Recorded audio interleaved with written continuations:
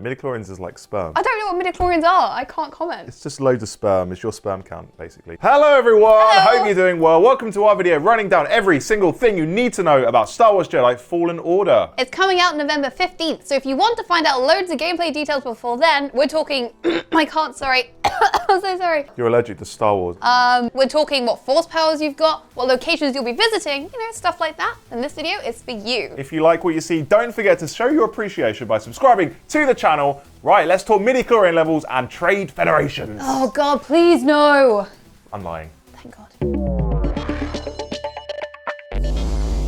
First up, we are talking lightsabers. Now, the lightsaber you see here is actually an earlier model. Developer Respawn has since taken fan feedback on board and changed its hilt as well as the blade itself, giving it that signature bright white center we all know and love. Elegant weapon. Number 2, changing your lightsaber's color. Continuing on the topic of lightsabers, just because I like them so damn much, you'll be able to change your blade's color. Expect Return of the Jedi green, Mace Windu purple, and hopefully even the Darksaber from Star Wars Rebels. Every color except red, because red is the color of baddies. Everyone knows that. Number 3, as for changing how your lightsaber functions, there's been no word yet on whether we can rock a double-bladed saber like Darth Maul or a Kylo Ren style sword saber. I'm going to lean towards no because bringing all the possible different lightsaber variations into each cutscene would be a nightmare, but I'd love to be wrong. Number 4, there is no dismembering people in Fallen Order. Against human enemies, your lightsaber basically acts as a big stick, which is sad, although you can honestly kind of see why, because otherwise there'd be limbs all over the place. This is Disney, remember? We get 1 or 2 dismemberments per film. You can impale people though, which is nice.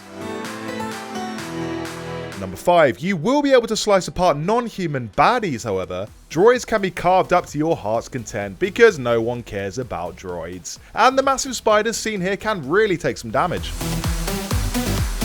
Number 6, those spiders are not called spiders, but Y-shocks, which only makes them slightly less terrifying. Number 7, here's how combat works in Fallen Order. You've got a light attack and a heavy attack, a dodge you can change into a roll with a double tap, a jump, a block button that turns into a parry when you tap it, and an optional lock-on.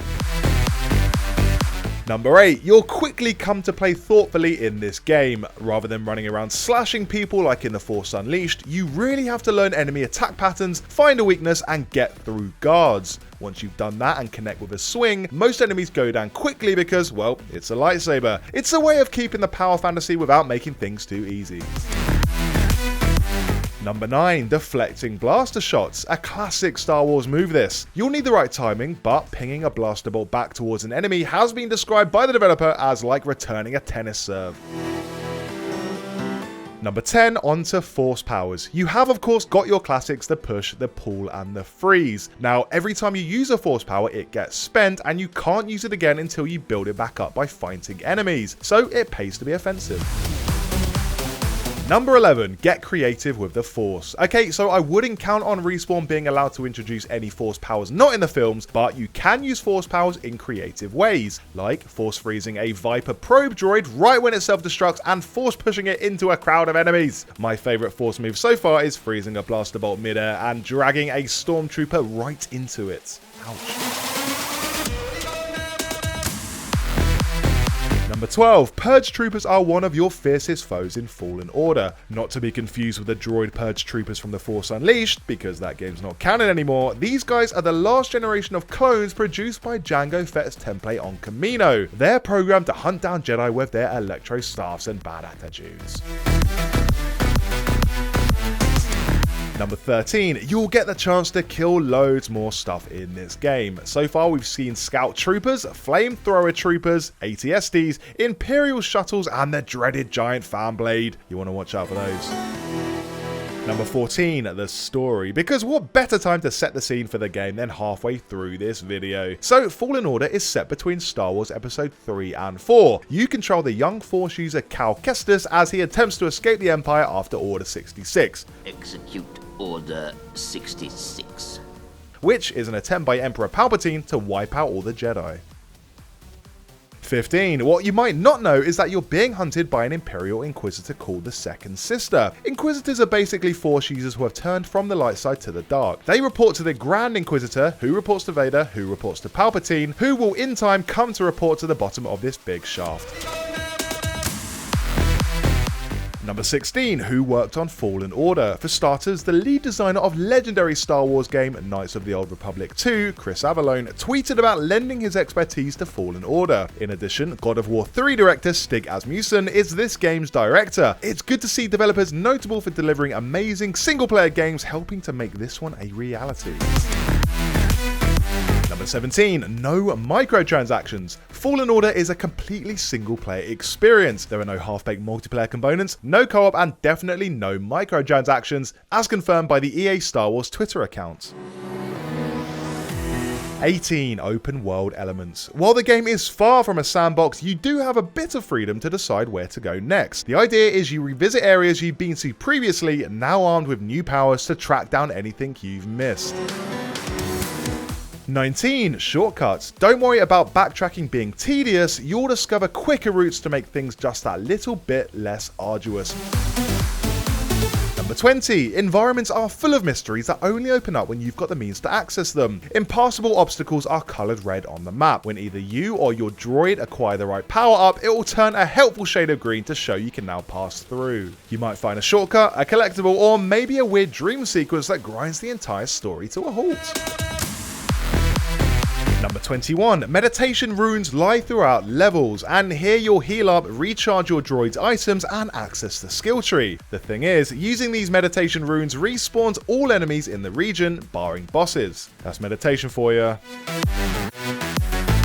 Number 22, there are 3 branches to the skill tree: Force, Lightsaber, and Survivability. An example of one perk you can buy is Lightsaber Throwing, which you get with XP harvested from enemies. 23, there is a new encounter with another dreaded Sarlacc, and this one looks way bigger than the one that swallowed Boba Fett. It's good to see the Sarlacc community being represented. Fun fact, Sarlacc share a common ancestry with Rathar, Blixus, and Vixus. Is that correct? That's what the wiki says. Loads of tentacles. 24. You team up with a little droid friend named BD-1. It can toss you healing canisters, explore parts of the environment you can't get to, and even hack certain enemies to win them round to your side. Oh, and there's the moral support, can't forget that.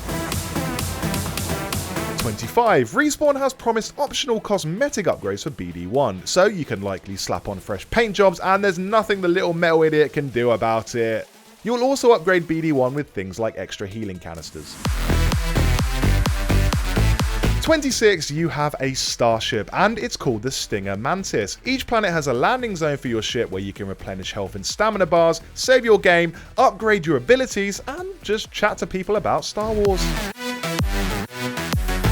27, Fallen Order will introduce a whole new cast of characters, but there are some familiar faces in there too, most notably Forrest Whitaker, who reprises his role as freedom fighter Saw Gerrera. Slightly less grizzled here than we saw him in Rogue One. There's also this Imperial security droid who you might remember from Rogue One, although something tells me the one you're looking at here isn't the kindly droid from that film. No word yet on my favourite character, Elan Sleaze Bagano. Where will I get death sticks now?